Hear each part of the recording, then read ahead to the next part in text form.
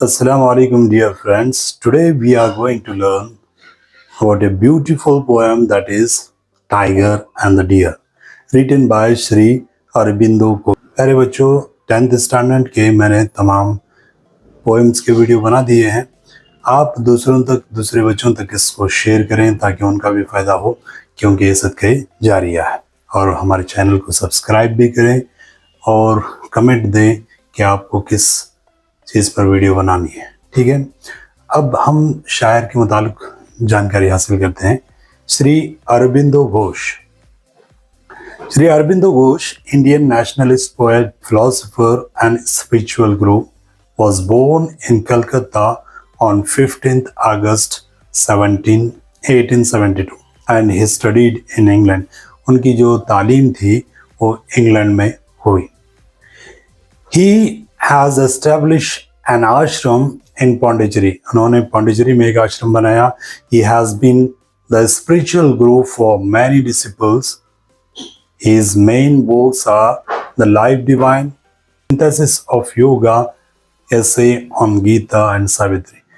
Shri Aurobindo entered Mahasamati on December 5th, 1950. इनका इंतकाल जो है वो 5 दिसंबर 1950 को हो जाता है। पोएम को पढ़ने से पहले मैं आपको ये बतलाता चलूं कि अरबिंदो घोष जो थे वो मुहिब्बे वतन थे और जंग आज़ादी में भी इनका किरदार रहा। तो इनकी नज़में जो है अंग्रेज़ी हुकूमत के खिलाफ उनके मकारी को, उनके जो धोखेबाजी को बतलाती है।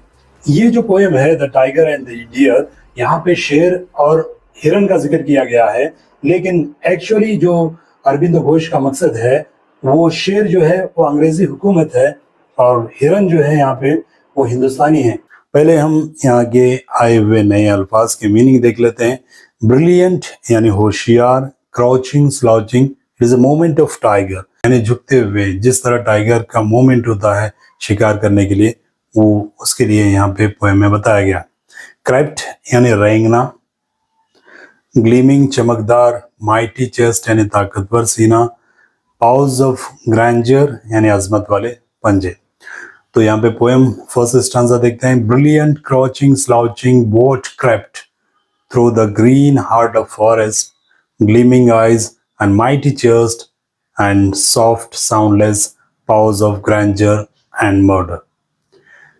तो in this first stanza the poet suggest the presence of deadly tiger in the heart of forest, with gleaming eye, a mighty chest and silent paws. It moves with both grandeur and intended to kill. यहाँ पे जो शेर की आमद है जंगल में, वो किस तरह शिकार के लिए आता है, इस शेर की आमद को, उसकी अजमत को बताया गया।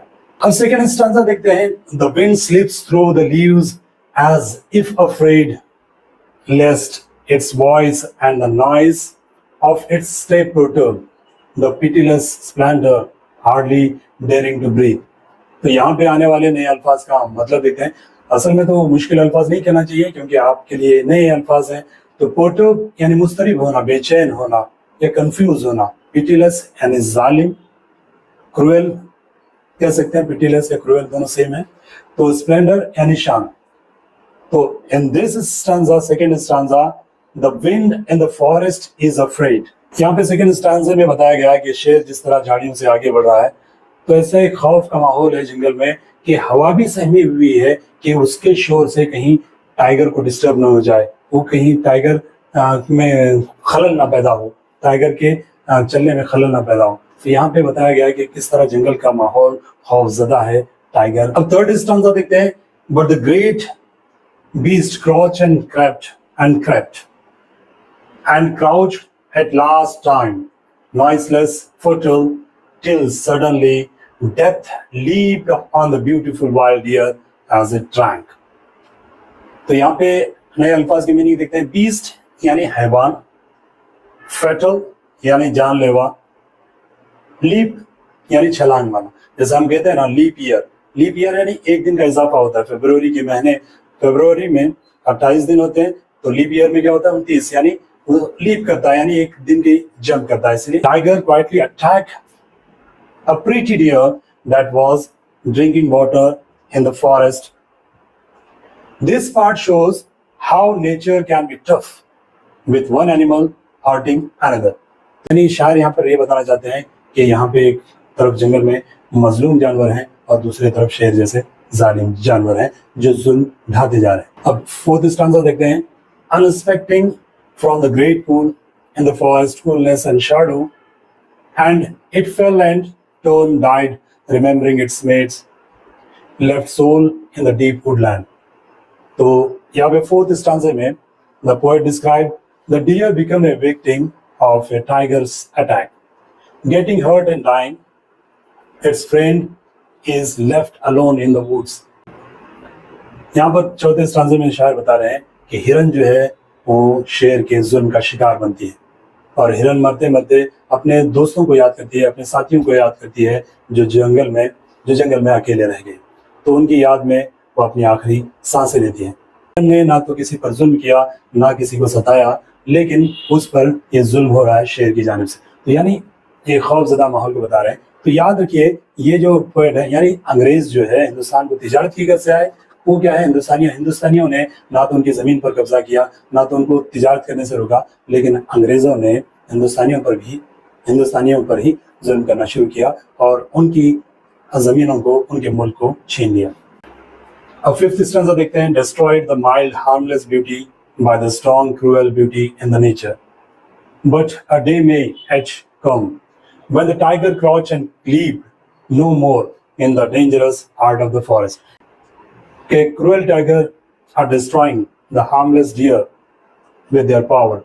But poet says that one day may come when tiger wouldn't have any prey in the forest.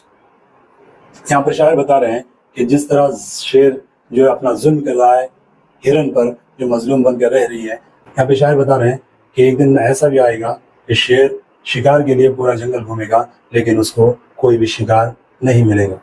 Stanza देखते हैं. ममत यानी हाथी के नस्ल बड़ा जानवर जैसे डायनासोर वगैरह पहले समय माने जाते थे जो बहुत ही ताकतवर माने जाते थे, लेकिन आज उनका वजूद नहीं रहा. तो ऐसे जानवर को मामत बोलते हैं. पेरिश यानी तबाह करना, सर्वाइव यानी जिंदा रहना.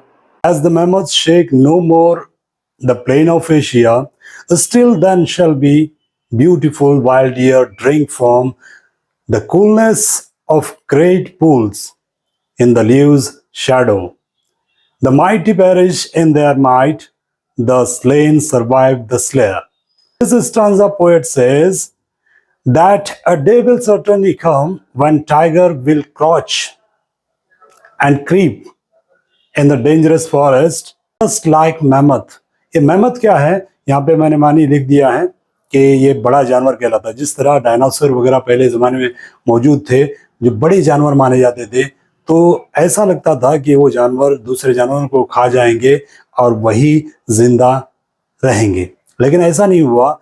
जो कमज़ोर जानवर थे वो बाकी हैं आज तक, और जो बड़े जानवर जो ताकतवर माने जाते थे उनका वजूद ही इस दुनिया से मिट गया. They are no more now in plains of Asia. Asia के मैदानों में, बड़े आज़म एशिया के मैदानों में वो बड़े जानवर पाए गए थे, लेकिन आज उनका वजूद बाकी नहीं है. But still survive now and still deers are drinking water from the coolness pool of the forest. The powerful ones survive no more now. तो यहाँ पे शायर जो अरबिंदो घोष है उन्हें ये पैगाम दे रहे हैं कि अंग्रेजी हुकूमत जिनका सूरज डूबा नहीं करता था वो भी एक दिन गुमनाम जिंदगी गुजारेंगे. जो हिंदुस्तानियों पर वो जुल्म कर रहे हैं इसकी सजा उन्हें ज़रूर मिलेगी. एक दिन ये हिंदुस्तान हमारा आज़ाद होगा और ये जो जुल्म जालिम जो जुल्म कर रहे हैं ये अपने जुल्म के अंदर खुद मिट जाएंगे. शुक्रिया. Thank you.